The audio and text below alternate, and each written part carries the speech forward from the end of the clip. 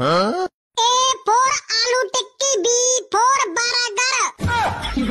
C for cake या chocolate, D for dosa, E for egg bread, F for french fry, G for golgappe, H for hot dog, I for ice cream, J for jalebi, K for Kurkure, L for lollipop,